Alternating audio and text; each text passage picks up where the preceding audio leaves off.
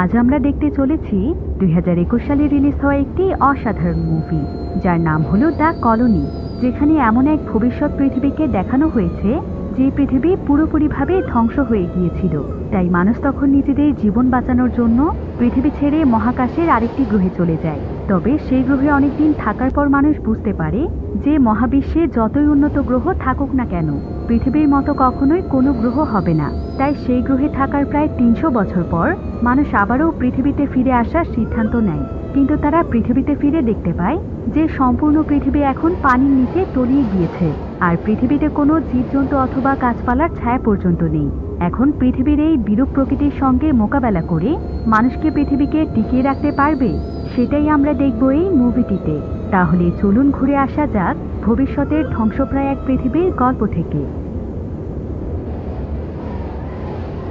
তো গল্পটি শুরু হয় ভবিষ্যৎ পৃথিবীতে, যখন পৃথিবী মানুষের বসবাসের উপযোগী ছিল না। কারণ পৃথিবীর বিভিন্ন কলকারখানার রেডিয়েশন, এমনকি বিভিন্ন সময়ে ঘটে যাওয়া পৃথিবীতে নানা ধরনের যুদ্ধের কারণে ধীরে ধীরে সম্পূর্ণ পৃথিবীর আবহাওয়া এবং জলবায়ুর পরিবর্তন হতে থাকে। কারণ যুদ্ধে বিভিন্ন রাসায়নিক পদার্থ ব্যবহার করা হয়, এমনকি যুদ্ধে ব্যবহৃত বিভিন্ন বোমের মাধ্যমেও পৃথিবীর আবহাওয়াতে ব্যাপক পরিমাণে পরিবর্তন ঘটে। পাশাপাশি মানুষের বিভিন্ন কর্মকাণ্ডের ফলে প্রতিনিয়ত পৃথিবী নানাভাবে দূষিত হতে হতে এক পর্যায়ে এখানকার আবহাওয়া এতটাই বিষাক্ত হয়ে যায় যে মানুষের পক্ষে আর পৃথিবীতে বেঁচে থাকা সম্ভব হচ্ছিল না। এমনকি পৃথিবীর গাছপালা, পশু পাখি ধীরে ধীরে নিঃশেষ হয়ে যাচ্ছিল। পাশাপাশি প্রতিনিয়ত শত শত মানুষের মৃত্যু হচ্ছিল। কিন্তু এভাবে চলতে থাকলে তো এক পর্যায়ে মানুষের অস্তিত্বই মুছে যেত। তাই বিজ্ঞানীরা মানব সভ্যতাকে টিকিয়ে রাখার জন্য সেই সময় অনেক গবেষণা করে মহাকাশে একটি গ্রহ খুঁজে পায়, যেটার নাম ছিল কেপলার 209। যদিও সেই গ্রহটি পৃথিবীর মতো ছিল না, কিন্তু সেখানকার আবহাওয়া মানুষের বসবাসের উপযোগী ছিল।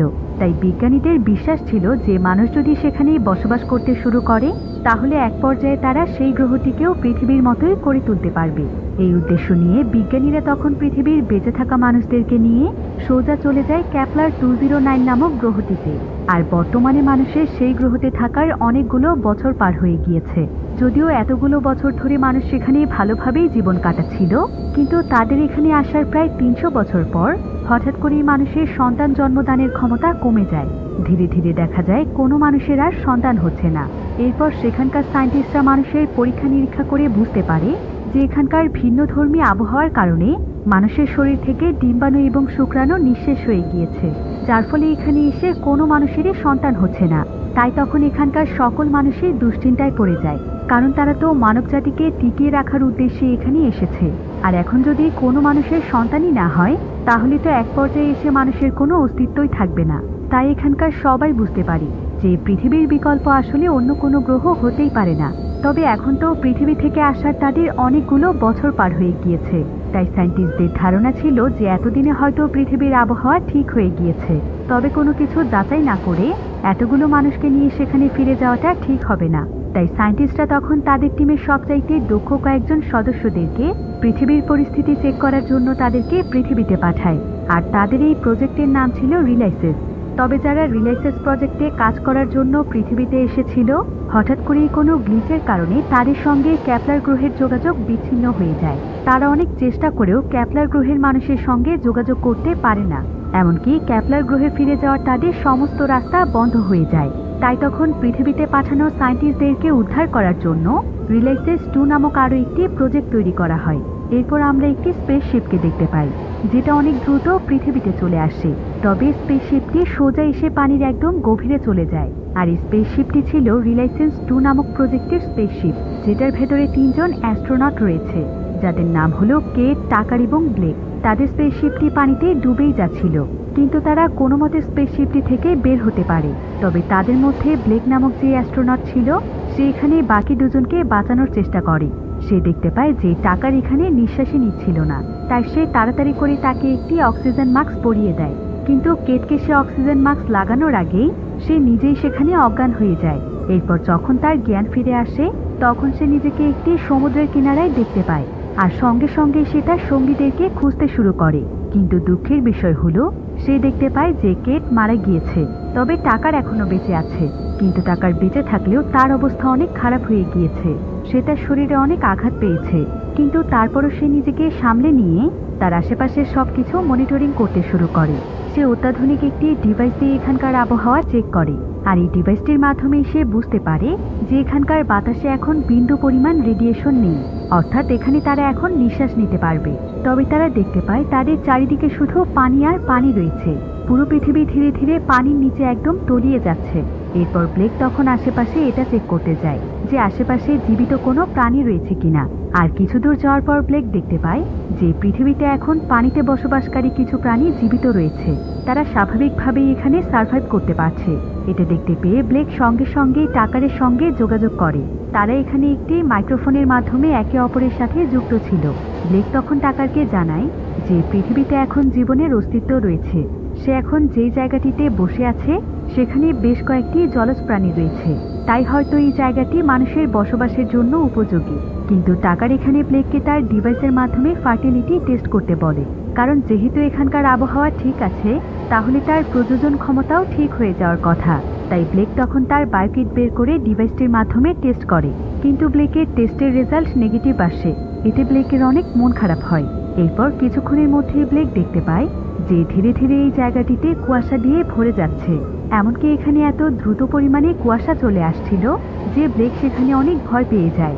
এদিকে টাকার তাকে তাড়াতাড়ি করে ফিরে আসতে বলে, কিন্তু ব্লেক তখন টাকারকে জানায় যে তার আশেপাশে এখন এত পরিমাণ কুয়াশা রয়েছে যে সে কোনো কিছুই দেখতে পাচ্ছে না। তাহলে সে এখন ফিরে কিভাবে যাবে? টাকার তখন ব্লেককে বলে, আমি বাইরে গিয়ে ফ্লেয়ার গান শুট করছি, তুমি সেটার আলো দেখতে পেলে সেদিকে চলে আসবে। এই বলেই টাকার তখন বাহিরে এসে ফ্লেয়ার গান শুট করে, কিন্তু এই ফ্লেয়ার গানের আলো দেখতে পেয়ে ব্লেকের বদলে সেখানে অন্য কোনো মানুষ এসে সঙ্গে সঙ্গেই টাকারের উপরে হামলা করে। এদিকে যতক্ষণে সেখানে ব্লেক এসে পৌঁছয় ততক্ষণে তারা টাকারকে এখান থেকে তুলে নিয়ে গিয়েছিল, কিন্তু তারা কারা ছিল এটা কেউ জানে না। আর টাকারকে দেখতে না পেয়ে ব্লেক অনেক দুশ্চিন্তায় পড়ে যায়, আর সে এখানে কি করবে বুঝতে না পেরে সেখানে চুপচাপ দাঁড়িয়ে থাকে। কিন্তু হঠাৎ করেই তার উপরও একদল লোক এসে হামলা করে, আর তারা জোর করে তাকে সেখান থেকে তুলে নিয়ে যায়। এরপর তারা ব্লেককে একটি জায়গাতে বন্দি করে রাখে, আর ব্লেক সেখানে তার সঙ্গী টাকারকেও দেখতে পায়। কিন্তু টাকারের অবস্থা এখন আরো অনেক খারাপ হয়ে গিয়েছে, কারণ তারা টাকারের উপর হামলা করেছিল। এরপর আমরা জানতে পারি যে যে সকল মানুষেরা তাদের দুজনকে তুলে নিয়ে এসেছে তারা আসলে পৃথিবীর সার্ভাইভার্স। আজ থেকে প্রায় 300 বছর আগে যখন পৃথিবীর সকল মানুষ ক্যাপলার গ্রহে চলে গিয়েছিল তখন পৃথিবীতে আরো অনেক মানুষ ছিল যারা কিনা সেই গ্রহে যেতে পারেনি। আর তাদের মধ্যে বেশিরভাগ মানুষই ছিল দরিদ্র শ্রেণীর মানুষ, কারণ স্পেসশিপে তখন ধনীরাই বেশি জায়গা পেয়েছিল।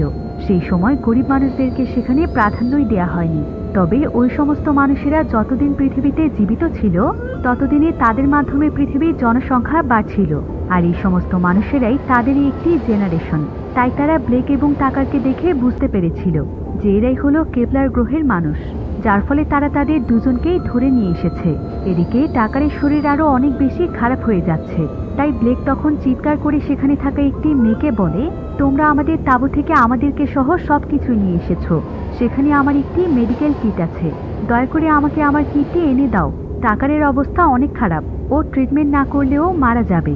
ব্লেকের কথা শুনে তারা মনে করে যে ব্লেক হয়তো কোনো ডক্টর, তাই তারা তখন ব্লেককে একটি শর্ত দেয় যে তাদের একজন সদস্য অনেক অসুস্থ, তাই যদি ব্লেক আগে তাকে সুস্থ করে তারপর তারা তাকে মেডিকেল কিটটি দেবে। ব্লেক তখন তাদের কথায় রাজি হয়, তাই তারা তখন ব্লেককে বাহিরে বের করে আনে।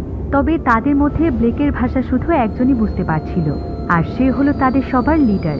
তার নাম ছিল নার্ভিক। এখানে সকলের মধ্যে নার্ভিকে শুধু ইংলিশ ভাষা জানত, তাই ব্লেকের কথা একমাত্র সেই বুঝতে পারছিল। তাই সেই তখন ব্লেককে তার মেডিকেল কিটটি এনে দেয়। ব্লেক তখন তাড়াতাড়ি করে সেই মেডিকেল কিটটির সাহায্যে প্রথমে তাদের সেই সদস্যের ট্রিটমেন্ট করে। এরপর সে তাড়াতাড়ি করে টাকারের কাছে চলে আসে, আর সে টাকারের শরীরে একটি ইমার্জেন্সি ইনজেকশন পুশ করে। এবার টাকার যখন ধীরে ধীরে একটু স্বাভাবিক হয়ে যায় তখন ব্লেক তাকে বলে, আমি বাইরে গিয়ে তাদের ছোট ছোট বাচ্চাদেরকে দেখতে পেয়েছি, তার মানে পৃথিবীর মানুষেরা এখনো সন্তান জন্মদান করতে সক্ষম। তাছাড়া আমার কাছে মনে হচ্ছে যে প্রথমে রিলায়েন্স 1 নামক যে স্পেসশিপটি এখানে পাঠানো হয়েছিল সেই স্পেসশিপের সবাই হয়তো বেঁচে আছে, কারণ পৃথিবীতে এখনো মানুষ সার্ভাইভ করছে, তাই তাদের মরে যাওয়ার কোনো আশঙ্কাই তো আমি দেখছি না। হয়তো কোনো টেকনিক্যাল প্রবলেমের কারণে তাদের কেপলার গ্রহের সঙ্গে যোগাযোগ বিচ্ছিন্ন হয়েছে, কিন্তু তারা বেঁচে আছে। তাই আমরা দুজন মিলে তাদের সবাইকে খুঁজে বের করব। কিন্তু টাকার এখানে তাকে বলে, আমার শরীর থেকে প্রচুর পরিমাণে ব্লাড চলে গিয়েছে আর আমার পুরো শরীর একদম অবশ হয়ে যাচ্ছে। আমি আর বেশিক্ষণ বাঁচবো না, তাই তুমি এখান থেকে চলে যাও। আমাকে সাথে নিলে শুধু শুধু তোমার এনার্জি শেষ হবে। কিন্তু ব্লেক তারপরও তাকে তার সাথে নিতে চাইছিল, তাই টাকার তখন বাধ্য হয়ে সেখানে একটি মেডিসিন খেয়ে নেয়। আর এটা ছিল একটি বিষাক্ত মেডিসিন, যার ফলে সঙ্গে সঙ্গে সেখানে টাকার মারা যায়। আসলে এই মেডিসিনটি তাদেরকে এ কারণে দেয়া হয়েছিল, যাতে করে যদি তারা এমন কোনো কঠিন পরিস্থিতিতে পড়ে যায় যে যখন তারা তাদের শারীরিক কষ্ট সহ্যই করতে পারবে না, তখন তারা যেন নিজেরাই নিজেদেরকে মেরে ফেলতে পারে। আর এখানে আমরা রিলায়েন্স ওয়ানের একটি ফ্ল্যাশব্যাক দেখতে পাই।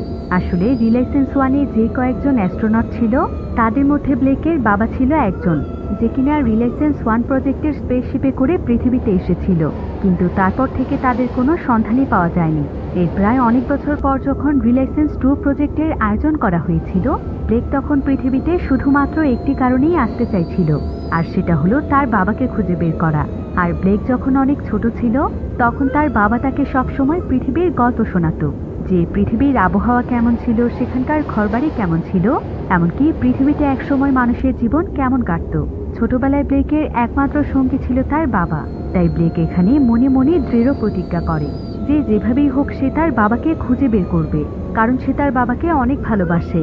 এবার হঠাৎ করেই ব্লেক একটি ভয়ানক স্বপ্ন দেখতে পেয়ে সঙ্গে সঙ্গে আতঙ্কিত হয়ে ঘুম থেকে ওঠে, যেটা উপর থেকে সেখানে থাকা ছোট ছোট বাচ্চারা দেখতে পায়।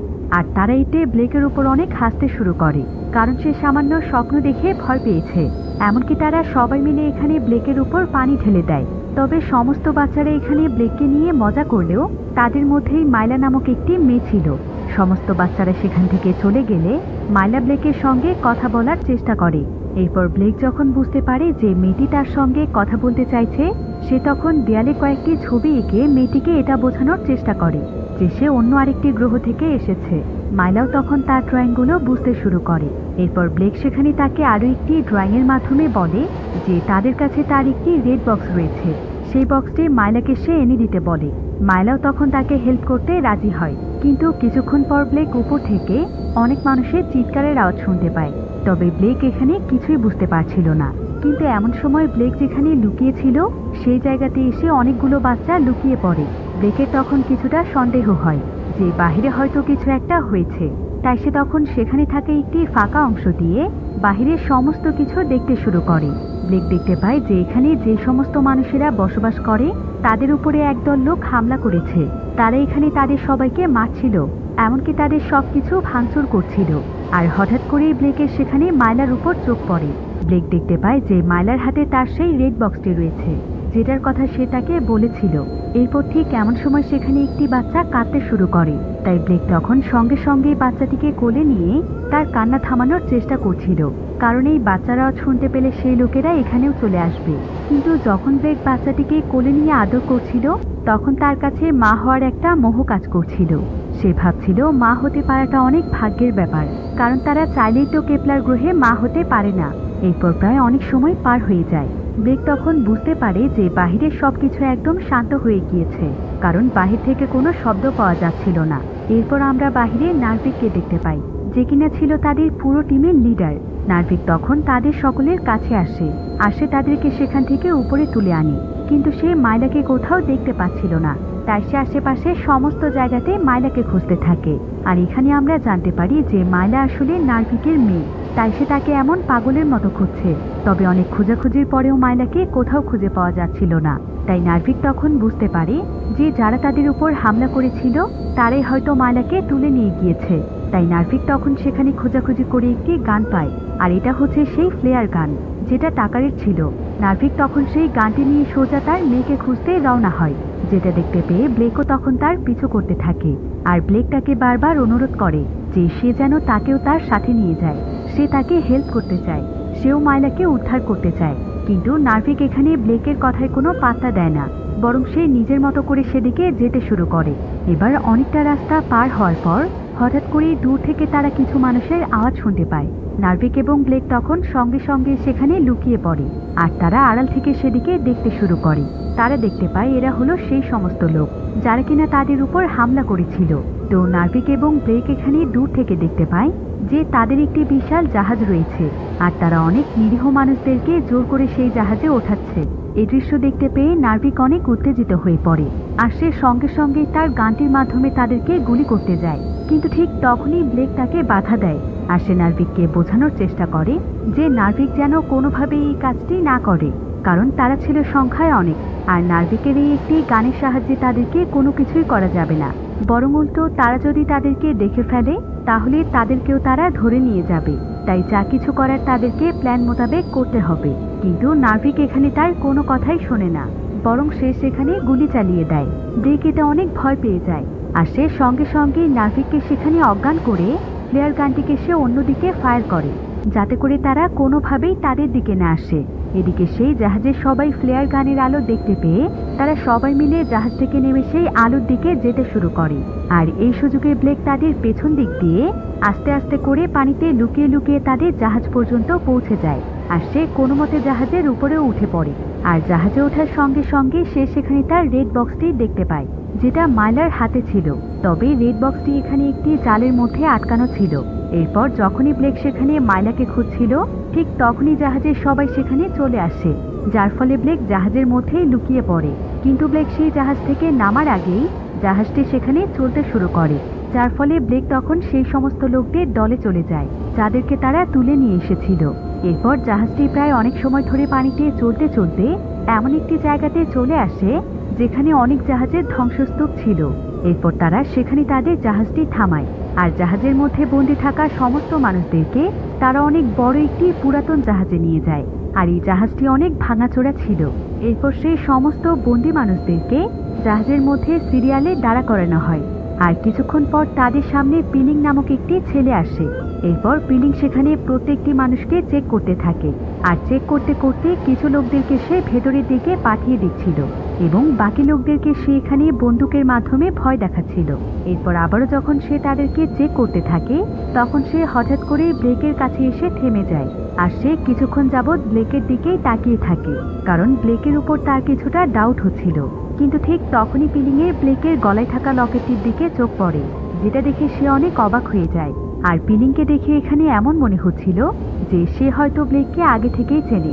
তো পিলিং এখানে ব্লেককে তার সঙ্গে আসতে বলে। এরপর সে ব্লেককে সোজা গিবসন নামক একজন ব্যক্তির কাছে নিয়ে যায় আর এই গিবসন ছিল তাদের দলের লিডার। তো গিবসনে এখানে ব্লেকের গলার লকেট দেখে অনেক অবাক হয়ে যায় আর সে ব্লেককে বলে, তুমি নিশ্চয়ই ক্যাপলার গ্রহ থেকে এসেছো। গিবসনের কথা শুনে ব্লেকও অনেক অবাক হয়, কারণ ক্যাপলার গ্রহের কথা সে কিভাবে জানলো। গিবসন তখন তাকে জানায় যে অনেক বছর আগে রিলায়েন্স 1 প্রজেক্টের যে স্পেসশিপটি পৃথিবীতে এসেছিল সেও সেই স্পেসশিপে ছিল, অর্থাৎ সেই অ্যাস্ট্রোনটদের মধ্যে সেও ছিল একজন। আর সে ব্লেককে চেনে, কারণ তারা যখন পৃথিবীতে এসেছিল তখন ব্লেক অনেক ছোট ছিল। এটা জানতে পেরে ব্লেক অনেক অবাক হয়ে যায়, সেই সাথে সে অনেক খুশিও হয়, কারণ যদি তাদের কাছ থেকে সে তার বাবার সন্ধান পায় তবে ঠিক এমন সময় ব্লেক সেখানে একটি বাচ্চাকে দেখতে পায় আর এই বাচ্চাটির নাম ছিল নীল। ব্লেক তখন গিবসনের কাছে এই বাচ্চাটির সম্পর্কে জানতে চায়। গিবসন তখন তাকে জানায় পৃথিবীতে আসার পর সেই বাচ্চাটিকে দত্তক নিয়েছে। এরপর গিবসন ব্লেককে জিজ্ঞাসা করে, তুমি কি পৃথিবীতে একাই এসেছো নাকি তোমার সঙ্গে আরো সঙ্গীরা আছে, আর যদি থেকে থাকে তাহলে তারা কোথায়? ব্লেক তখন তাকে জানায় যে তার সঙ্গে তার আরো দুজন বন্ধু ছিল, কিন্তু দুর্ভাগ্যবশত তারা দুজনই মারা গিয়েছে। এখন শুধুমাত্র সে বেঁচে আছে আর তাদের যে স্পেসশিপটি রয়েছে সেটাও ড্যামেজ হয়ে গিয়েছে, তাই সে এখন তার গ্রহের কারো সঙ্গে যোগাযোগ করতে পারছে না। এরপর ব্লেক জানায় যে তার কাছে বায়োমেট্রিক রয়েছে, অর্থাৎ সেই রেড বক্স, যেটার সাহায্যে তার অনেক হেল্প হবে। তবে এটা এখন তার কাছে নেই, বরং সে সেই রেড বক্সটিকে তাদের সেই জাহাজের একটি জালের মধ্যে দেখেছে। ব্লেক এখানে গিবসনকে বলে, আমি সেই বক্সটির মাধ্যমে কেপলার গ্রহে খবর পাঠাতে পারবো যে পৃথিবী এখন মানুষের বসবাসের উপযোগী, এমনকি এখানে মানুষের সন্তান জন্মদানের ক্ষমতাও রয়েছে। তাই আমি তাদের সবাইকে এখানে চলে আসতে বলবো। তবে তাদের সঙ্গে যোগাযোগ করার জন্য রেড বক্সটি যথেষ্ট নয়, সেটার সঙ্গে একটি ট্রান্সমিশনেরও প্রয়োজন, যেটা আমাদের স্পেসশিপে রয়েছে, কিন্তু সেটাও ডিস্ট্রয় হয়ে গিয়েছে। তবে রিলায়েন্স ওয়ান প্রজেক্টের স্পেসশিপের ট্রান্সমিশন আমরা কাজে লাগাতে পারি। আপনি কি আমাকে এ বিষয়ে হেল্প করতে পারবেন? গিবসন তখন তাকে বলে, রিলায়েন্স ওয়ান প্রজেক্টের স্পেসশিপ তো কবেই নষ্ট হয়ে গিয়েছে, তাই সেটা আর কোনো কাজে লাগবে না। এটা শুনে ব্লেকের অনেক মন খারাপ হয়। এরপর ব্লেক তার কাছে তার বাবার কথা জানতে চায়, কারণ তার বাবা গিবসনের সঙ্গেই ছিল। তো গিবসন এখানে ব্লেককে বলে, আমরা যখন স্পেসশিপে করে এই পৃথিবীতে এসেছিলাম তখন আমাদের স্পেসশিপটি নষ্ট হয়ে যায়, তাই আমরা কোনোভাবেই কেপলার গ্রহের সঙ্গে যোগাযোগ করতে পারিনি। তাই বাধ্য হয়ে আমাদের সবাইকে পৃথিবীতেই থাকতে হয়। কিন্তু পৃথিবীতে আসার কয়েকদিনের মধ্যেই আমরা জানতে পারি যে পৃথিবীতে এখনো হাজার হাজার সার্ভাইভার্সরা রয়েছে, আর ওই সমস্ত সার্ভাইভার্সদেরকে মার্স বলা হয়। আসলে মানুষ যখন পৃথিবী ছেড়ে চলে গিয়েছিল তখন সেই স্পেসশিপগুলোতে শুধুমাত্র ধনী মানুষদেরকেই নেওয়া হয়েছিল, আর দরিদ্র শ্রেণীর মানুষদেরকে তারা ইচ্ছে করে পৃথিবীতে ফেলে রেখে যায়, কারণ তাদের ইচ্ছে ছিল যে ধনীদেরকে নিয়ে তারা কেপলার গ্রহে আধুনিক একটি শহর তৈরি করবে। তাই তখন থেকেই কেপলার গ্রহের মানুষদের উপর পৃথিবীর মানুষের ক্ষোভ ছিল। আর এই বিষয়টি জানতে পেরে ডেভিড এবং গিবসন তখন পৃথিবীর মানুষদের কাছ থেকে তাদের পরিচয় গোপন করেছিল। তারা তাদের বলেছিল তারাও হলো পৃথিবীর সার্ভাইভার্স। তবে এক পর্যায়ে ব্লেকের বাবা ডেভিডের সাথে এখানকার মানুষদের অনেক ভালো সম্পর্ক হয়ে যায়। তারা সবাই ডেভিডকে অনেক পছন্দ করত। কিন্তু ডেভিড যখন বুঝতে পারে যে পৃথিবী এখন মানুষের বসবাসের উপযোগী, তখন সে গোপনে গোপনে আমাদের স্পেসশিপটিকে ঠিক করে ফেলে, যাতে করে সে ক্যাপলার গ্রহের মানুষদেরকে এই খবরটি জানাতে পারে, আর তারা সবাই যেন পৃথিবীতে এসে নতুন করে বাঁচতে পারে। তবে তার কোনো অসৎ উদ্দেশ্য ছিল না, সে শুধুমাত্র পৃথিবীকে টিকিয়ে রাখতে চেয়েছিল। কিন্তু হঠাৎ করে একদিন পৃথিবীর মানুষেরা জেনে যায় যে ডেভিড তাদের গ্রহের হয়েও ক্যাপলার গ্রহের সঙ্গে যোগাযোগ করতে চাইছে, অর্থাৎ সে হয়তো সেখানকার এজেন্ট হিসেবে কাজ করছে। তার মানে ডেভিড তাদের সাথে বিশ্বাসঘাতকতা করেছে। তাই তারা তখন ডেভিডের উপর অনেক ক্ষিপ্ত হয়ে যায়, আর তারা সঙ্গে সঙ্গে ডেভিডকে মেরে ফেলে। এমনকি সেই স্পেসশিপটিকেও তারা ভেঙে একদম গুড়িয়ে দেয়। তাই ব্লেকের বাবা অর্থাৎ ডেভিড এখন পৃথিবীতে বেঁচে নেই। এসব কিছু জানতে পেরে ব্লেক অনেক কষ্ট পায়, কারণ সে তার বাবাকে অনেক ভালোবাসতো। আর সে এই আশাতে পৃথিবীতে এসেছিল যে সে তার বাবাকে খুঁজে বের করবে, কিন্তু তার সেই স্বপ্ন আর কখনোই পূরণ হবে না। এবার গিবসন এখানে ব্লেককে কিছু ড্রয়িং দেখায়, যে ড্রয়িংগুলো ছিল অনেক হাই টেকনোলজি সম্পূর্ণ মেশিনের। গিবসন তখন ব্লেককে জানায় যে এই মেশিনগুলো ড্রয়িং তার বাবা তৈরি করেছে, কারণ সে নিজেই মেশিনগুলো তৈরি করতে চাইছিল। আর আমরা দুজন মিলে একসঙ্গে এই মেশিনগুলো তৈরির কাজ করছিলাম, কিন্তু তার আগেই তোমার বাবা মারা যায়, তাই এগুলোর কাজ আজ পর্যন্ত সম্পূর্ণ হয়নি। কিন্তু আমি এখনো এগুলোর উপর কাজ চালিয়ে যাচ্ছি, আশা করি খুব শীঘ্রই আমি সফল হতে পারবো। ব্লেক তখন তার কাছে জানতে চায় যে সে এখন কোন মেশিনের উপর কাজ করছে। গিবসন তখন তাকে জানায় যে সে এখন এমন একটি মেশিনের উপর কাজ করছে যেটার সাহায্যে প্রচুর পরিমাণে এনার্জি তৈরি করা সম্ভব। আর যদি সে একবার এই মেশিনটি তৈরি করে ফেলতে পারে তাহলে এই এনার্জির মাধ্যমে পৃথিবীকে আগের মতো উন্নয়নশীল করা সম্ভব। তো এই সমস্ত বিষয়ে কথা বলার পর ব্লেককে গিবসন একটি কেবিন দেয়, যাতে করে সে তাদের সঙ্গেই থাকতে পারে। ব্লেক তখন ফ্রেশ হওয়ার জন্য গোসল করতে যায়, আর গোসল করার সময় ব্লেক বুঝতে পারে যে পৃথিবীতে আসার পর তার পিরিয়ড শুরু হয়েছে, যেটা কেপলার গ্রহে কোনো মেয়েরই এখন হয় না, অর্থাৎ সেও হয়তো এখন সন্তান জন্ম দিতে পারবে। তাই ব্লেক এটা অনেক খুশি হয়ে যায়। এরপর গিবসন সেদিন ব্লেককে তাদের আরেকটি কেবিনে নিয়ে যায়, যেখানে অনেকগুলো ছোট ছোট বাচ্চারা ছিল, আর এই বাচ্চাদেরকে এখানে ক্লাস করানো হচ্ছিল। গিবসন তখন এই বাচ্চাদের সাথে ব্লেককে পরিচয় করিয়ে দেয়, আর তারা এখানে এই বাচ্চাদেরকে কেপলার গ্রহ সম্পর্কে জানায়। এমনকি ব্লেক তাদের সাথে অনেক গল্প করে। এরপর এখানকার সমস্ত বাচ্চাদের সাথে পরিচয় শেষ হলে ব্লেক সেখানকার সম্পূর্ণ জায়গাগুলো ঘুরে ঘুরে দেখছিল, আর এক পর্যায়ে সে একটি রুমের মধ্যে নীলকে দেখতে পায়। নীল এখানে ছোট্ট একটি চারা গাছের সামনে দাঁড়িয়েছিল, আর সে চারা গাছটি দেখে কিছু একটা চিন্তা করছিল। ব্লেক তখন তার কাছে জানতে চায় যে এটা কি। নীল তখন তাকে বলে এটা হলো একটি চারা গাছ। আসলে ব্লেক যেই গ্রহে ছোট থেকে বড় হয়েছে সেখানে কখনোই কোনো গাছপালা ছিল না, তাই তার গাছপালা সম্পর্কে কোনো ধারণাই নেই। নীল তখন এখানে ব্লেককে বলে এখন তো গাছগুলো ছোট ছোট হয়, কিন্তু একসময় গাছপালা চারিদিক থেকে আমাদের চাইতেও বড় ছিল। নীলের মুখে একথা শুনে ব্লেক একদম অবাক হয়ে যায়, কারণ ব্লেক যখন অনেক ছোট ছিল তখন তার বাবাও তাকে এই একই লাইন বলেছিল যে একসময় গাছপালা চারিদিক থেকে আমাদের চাইতেও বড় ছিল। ব্লেক তখন নীলকে বলে তোমাকে এই কথা কে বলেছে? নীল তখন ব্লেককে জানায় যে এখানকার একটি ভেন্টিলেশন পাইপ আছে, সেখান থেকে ডেভিড নামক একটি লোক তার সঙ্গে কথা বলে, আর সে তার কাছ থেকে এই কথাগুলো জানতে পেরেছে। এই কথা শুনে ব্লেক আরো বেশি অবাক হয়ে যায়, কারণ ডেভিড তো তার বাবার নাম। ব্লেক তখন নীলকে বলে তুমি কি আমাকে বলতে পারবে যে ভেন্টিলেশন পাইপটি কোথায় রয়েছে? নীল তখন তাকে বলে যেই জাহাজের ইঞ্জিনের পাশেই ভেন্টিলেশন পাইপ রয়েছে, আর সেখানকার একটি কেবিনের মধ্যেই ডেভিড আঙ্কেল থাকে। এরপর ব্লেক তখন ইঞ্জিন রুমের কাছে যেতে শুরু করে, আর নীলের কথা মতো সে সেখানে একটি কেবিন রুমও দেখতে পায়, যেখানে ছোট্ট একটি গ্লাস সেট করা আছে। ব্লেক তখন গ্লাসটির মাধ্যমে ভেতরে দেখার চেষ্টা করে, আর ব্লেক সেখানে একজন ব্যক্তিকে দেখতে পায়, যে কিনা একটি চেয়ারের উপরে বসেছিল। আর তাকে দেখে ব্ল্যাক বুঝতে পারে যে এটাই হলো তার বাবা ডেভিড। কিন্তু যখন সে কেবিনের মধ্যে প্রবেশ করতে যাবে, ঠিক তখনই সেখানে গিবসন চলে আসে, আর গিবসন তাকে বলে তুমি এখানে কেন এসেছো? কিন্তু ব্লেক এখানে গিবসনের উপর অনেক রেগে যায়, আর সে গিবসনকে বলে আপনি আমাকে মিথ্যে কেন বলেছেন? আমার বাবা তো বেঁচে আছে, এত বড় সত্যিটা আপনি আমার কাছ থেকে লুকোনোর চেষ্টা করেছেন। গিবসন তখন তাকে সমস্ত ঘটনা খুলে বলে। সে তাকে বলে আসলে আমরা ক্যাপলার গ্রহে ফিরে যেতে পারতাম, কিন্তু তোমার বাবা নিজেই সেখানে যাওয়ার সমস্ত রাস্তা বন্ধ করে দিয়েছে। এমনকি সে নিজের স্পেসশিপটিকে ভেঙে গুড়িয়ে দিয়েছে, যাতে করে ক্যাপলার গ্রহ থেকে কোনো মানুষ পৃথিবীতে ফিরে আসতে না পারে। কিন্তু ব্লেকের কাছে গিবসনের সমস্ত কথা মিথ্যে মনে হয়, তাই সে এই সমস্ত বিষয়ে কনফার্ম হওয়ার জন্য জোর করে কেবিনের দরজা খুলে ভেতরে চলে যায়। আর সেখানে গিয়েই প্রথমেই সে তার বাবাকে জড়িয়ে ধরে, কারণ এতগুলো বছর পর সে তার বাবাকে খুঁজে পেয়েছে। তার বাবা ডেভিডও এখানে ব্লেককে দেখে অনেক খুশি হয়। ব্লেক তখন ডেভিডের কাছে জানতে চায় যে আসলেই কি সে ইচ্ছে করে ক্যাপলার গ্রহের সঙ্গে যোগাযোগ করেনি। ডেভিড তখন তাকে জানায় যে হ্যাঁ, সে নিজেই ইচ্ছে করে ক্যাপলার গ্রহের সঙ্গে যোগাযোগ করেনি। ব্লেক তখন তাকে বলে তুমি এটা কেন করেছো বাবা? আর তুমি যখন এখানে চলে আসো তখন আমি একদম ছোট ছিলাম, তোমার কি আমার জন্য কোনো চিন্তা হয়নি যে আমি সেখানে তোমাকে ছাড়া কিভাবে থাকবো? কিন্তু ডেভিড তাকে বলে তুমি সেখানে অনেক ভালোই থাকতে, কারণ সেখানকার লাইফ অনেক উন্নত ছিল।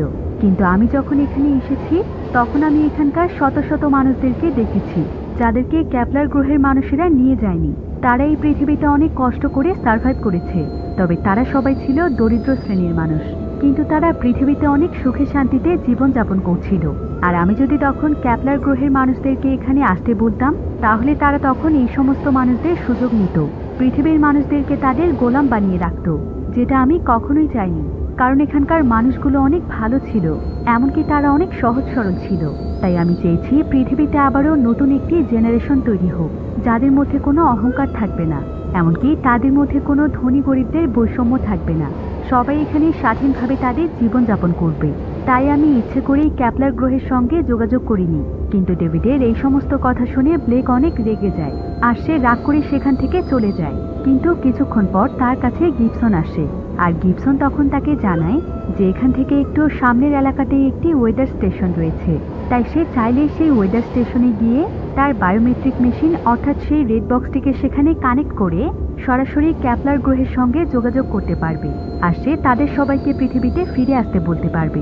এরপর সেদিন রাতের বেলা তারা সবাই মিলে ডিনার করছিল, আর সেখানে নীলের সঙ্গে তার মাও রয়েছে। নীলের মা তখন এখানে ব্লেককে জানায় যে নীল যেদিন পৃথিবীতে এসেছিল সেদিন সে তার ডেলিভারি টাইমে অনেক বড় বিপদে পড়েছিল, আর সেই সময় গিবসন তাকে সাহায্য করেছে, এমনকি নীলকেও সে বড় করে তুলেছে। আর তখন থেকেই তারা গিবসনের সঙ্গেই থাকে। তো তারা এখানে এই সমস্ত বিষয়ে কথা বলছিল, কিন্তু ঠিক তখনই হঠাৎ করে সেখানকার লাইট বন্ধ হয়ে যায়, আর কিছুক্ষণ পরেই গিবসনের কাছে পিলিং আসে। এরপর পিলিং এখানে গিবসনকে জানায় যে মার্সের সবাই অর্থাৎ পৃথিবীর লোকেরা তাদের জাহাজের কাছে পৌঁছে গিয়েছে, আর তারাই জাহাজের জেনারেটর বন্ধ করে দিয়েছে, যার ফলে এখন সম্পূর্ণ জাহাজটি অন্ধকারে পরিণত হয়েছে। তাই গিবসন তখন ব্লেক, নীল এবং তার মাকে একটি সুরক্ষিত জায়গাতে লুকিয়ে থাকতে বলে, কারণ মার্সের লোকেরা ছিল তাদের অনেক বড় শত্রু। তো গিবসনের কথা শুনে তারা সবাই লুকিয়ে পড়লেও ব্লেক সেখান থেকে বেরিয়ে আসে, আর সে নিচে গিয়ে এটা দেখার চেষ্টা করে যে মার্সরা আসলে এখানে কেন এসেছে। কিন্তু যখনই সে নিচে পৌঁছয় ঠিক তখনই সে সেখানে নার্ভিককে দেখতে পায়। এতে ব্লেক অনেক খুশি হয়। নার্ভিক আসলে এখানে তার মেয়ে মাইলাকে খুঁজতে এসেছে, তাই সে এখানে ব্লেককে বলে আমার মেয়ে মাইলা কোথায়। ব্লেক তখন তাকে মাইলাকে খুঁজতে সাহায্য করতে চায়। এরপর তারা তাকে খুঁজতে খুঁজতে একটি রুমের কাছে পৌঁছয়, যেখানে হোস্টেলের মতো ছোট ছোট অনেকগুলো বেড রয়েছে, আর এই বেডগুলিতে থাকা প্রত্যেকটি বাচ্চাই ছিল মেয়ে, যেটা দেখে তারা দুজনই অনেক অবাক হয়ে যায়। তো এই বাচ্চাদের মধ্যে তারা যখন এখানে মাইলাকে খুঁজছিল ঠিক তখনই সেখানে গিবসন এবং তার লোকেরা চলে আসে, আর তারা এসে এখানে নার্ভিককে ধরে ফেলে। এরপর গিবসনের লোকেরা নার্ভিককে এখান থেকে টেনে হিচড়ে নিয়ে যায়। তবে ব্লেক তখন এখানে গিবসনের কাছে জানতে চায়, এখানে যে ছোট ছোট বাচ্চারা রয়েছে এরা তো সবাই মার্সদের বাচ্চা, আপনারা কেন এই ছোট বাচ্চাদেরকে এখানে তুলে এনেছেন, আর শুধুমাত্র মেয়েদেরকেই বা কেন এনেছেন? গিবসন তখন ব্লেককে বলে যে ক্যাপলার গ্রহে এখন যতগুলো মেয়ে রয়েছে তাদের প্রত্যেকের বয়সই 35 বছরের উপরে হয়ে গিয়েছে। তাছাড়া যদি তারা পৃথিবীতে চলেও আসে তাহলে এখানে পৌঁছতে তাদের 8 বছর সময় লাগবে, তাই তখন তারা পৃথিবীতে ফিরে আসার পরও সন্তান জন্ম দিতে পারবে না। আর পৃথিবীতে এখন যত মানুষ রয়েছে তাদের মধ্যে ছেলেদের তুলনায় মেয়েদের সংখ্যা বেশি, তাই তারা এই বাচ্চা মেয়েদেরকে তাদের কাছে সংগ্রহ করে রাখছে, যাতে করে তারা এই বাচ্চাদের মাধ্যমে সন্তান জন্মদান করাতে পারে। কারণ পৃথিবীর জনসংখ্যা এখন অনেক কম, তাই পৃথিবীর উন্নয়নের জন্য অনেক মানুষের প্রয়োজন। তাই গিবসন এই ধরনের নোংরা পরিকল্পনা করেছে। গিবসনের কথা শুনে ব্লেকের তার উপর প্রচণ্ড রাগ হয়। সে গিবসনকে বলে, আপনি এসব ছোট ছোট বাচ্চাদেরকে নিয়ে এসব কাজ করাতে চাচ্ছেন? আপনার লজ্জা করলো না? এই বাচ্চাগুলোকে ছেড়ে দিন আর মার্সের লোকদের কাছে তাদের সন্তানকে ফিরিয়ে দিন। আপনি যেটা করছেন সেটা ঠিক নয়। কিন্তু গিবসন তাকে বলে যে তার কাছে তার বায়োমেট্রিকটি রয়েছে, যেটার মাধ্যমে ক্যাপলার গ্রহের সঙ্গে যোগাযোগ করা যাবে। আর ব্লেক যদি কেপলার গ্রহের সঙ্গে যোগাযোগ না করে তাহলে গিবসন নিজেই তাদেরকে এখানে নিয়ে আসবে এবং এই বাচ্চাগুলোকে তাদের হাতেই তুলে দেবে, যাতে করে তারা দ্রুত হারে পৃথিবীর জনসংখ্যা বাড়াতে পারে। এতে করে কেপলার গ্রহের সবাই তার উপর অনেক খুশি হবে, এমনকি সে সেই গ্রহের মানুষদের কাছ থেকে অনেক সুবিধাও পাবে। তাছাড়া কেপলার গ্রহের মানুষের হয়ে কাজ করলে তার কোনো চিন্তাই থাকবে না, সে সমস্ত ফ্যাসিলিটি উপভোগ করতে পারবে। আর গিবসনের এই সমস্ত কথা শুনে ব্লেক এখানে খুব ভালোভাবেই বুঝতে পারে যে কেন তার বাবা স্পেসশিপটিকে ভেঙে দিয়েছিল। সে স্পেসশিপটিকে এই কারণেই ভেঙে দিয়েছিল যাতে করে গিবসন সেই গ্রহের সঙ্গে যোগাযোগ করতে না পারে, কারণ গিবসনের প্ল্যান ছিল কেপলার গ্রহের মানুষদের সঙ্গে মিলে পৃথিবীর মানুষদের ক্ষতি করা। এরপর গিবসন এখানে ব্লেককে বলে যে ব্লেক চাইলে তার সঙ্গে জয়েন হতে পারে। এই বলেই গিবসন সেখান থেকে চলে যায়। তবে সে তার লোকদেরকে ব্লেকের উপরে নজর রাখতে বলে। এবার ব্লেক যখন তার কেবিনে ফিরে আসে তখন সে তার কেবিনের মধ্যে মাইলাকে দেখতে পায়, যে কিনা অনেক আতঙ্কিত অবস্থায় সেখানে লুকিয়ে ছিল। কিন্তু ঠিক তখনই পিলিং সেখানে তার রুমটিকে চেক করতে আসে। তবে ব্লেককে এখানে একা দেখতে পেয়ে পিলিং এখানেই জোর করে তার সঙ্গে বাজে কিছু করার চেষ্টা করে। ব্লেক তখন পিলিংকে তাকে ছেড়ে দেওয়ার জন্য অনেক অনুরোধ করে, কিন্তু পিলিং তার কোনো কথাই শুনছিল না। তবে শেষ পর্যন্ত কোনো উপায় না পেয়ে সে পিলিংকে সেখানে মেরে ফেলে, আর সে মাইলাকে তার কোলে নিয়ে তাড়াতাড়ি করে সেখান থেকে নার্ভিকের কাছে চলে যায়। এরপর ব্লেক এবং নার্ভিক দুজন মিলে সেই সমস্ত লোকদেরকে মুক্ত করে দেয় যাদেরকে গিবসন এবং তার লোকেরা বন্দি করে রেখেছিল। আর তারা সবাই মিলে তখন একসাথে পুরো জাহাজের উপর হামলা করে। এদিকে ব্লেক দৌড়ে তার বাবা ডেভিডের কাছে চলে যায়, আর সে ডেভিডের কাছে ক্ষমা চায়, কারণ সে তার বাবাকে ভুল বুঝেছিল। এরপর তারা দুজন মিলে সেখানকার জানালা দিয়ে যখন বাইরে তাকায় তখন তারা দেখতে পায় যে গিবসন তার পরিবারকে নিয়ে অন্য আরেকটি জাহাজে করে ওয়েদার স্টেশনের কাছে চলে যাচ্ছে, আর তার কাছে এখন বায়োমেট্রিকও রয়েছে, তাই সে হয়তো সেখানে ক্যাপলার গ্রহের সঙ্গে যোগাযোগ করতেই যাচ্ছে। ডেভিড তখন ব্লেককে বলে যদি কোনো মতে গিবসন সেখানে পৌঁছে যায় আর কেপলার গ্রহের মানুষদেরকে এখানে আসতে বলে তাহলে পৃথিবীর মানুষের জীবন অনেক ঝুঁকিতে পড়বে, তারা সবাই তাদেরকে তাদের গোলাম বানিয়ে ফেলবে। কিন্তু ব্লেক এটা কিছুতেই হতে দেবে না। তাই ব্লেক তখন তাদের জাহাজে যতগুলো পৃথিবীর মানুষেরা ছিল তাদের সবাইকে সে অনেক বড় একটি জাহাজে তুলে দেয়, যাতে করে তারা সবাই সুরক্ষিত থাকে। আর সে নিজের সঙ্গে সঙ্গে ওয়েদার স্টেশনে চলে যায় যেখানে গিবসন ছিল। তো ব্লেক এখানে পৌঁছে দেখতে পায় যে গিবসন এখানে বায়োমেট্রিক মেশিনের সাহায্যে ক্যাপলার গ্রহের সঙ্গে যোগাযোগ করতেই যাচ্ছিল, কিন্তু ব্লেক তখন তার দিকে বন্দুক তাক করে তাকে এমনটা করতে নিষেধ করে। তবে গিবসনই উল্টো তখন নীলের উপর বন্দুক তাক করে, আর সে ব্লেককেই ব্ল্যাকমেল করতে শুরু করে যে ব্লেক যদি তাকে বাধা দেয় তাহলে গিবসন নীলকে মেরে ফেলবে। এবার গিবসন এখানে নীলের মাকে ব্লেকের কাছে সত্য কথা বলতে বলে। নীলের মা তখন ব্লেককে জানায় যে নীল আসলে তার ভাই, অর্থাৎ নীল হলো ডেভিডেরই আরেকটি সন্তান। ডেভিডের পৃথিবীতে আসার পর নীলের জন্ম হয়েছে।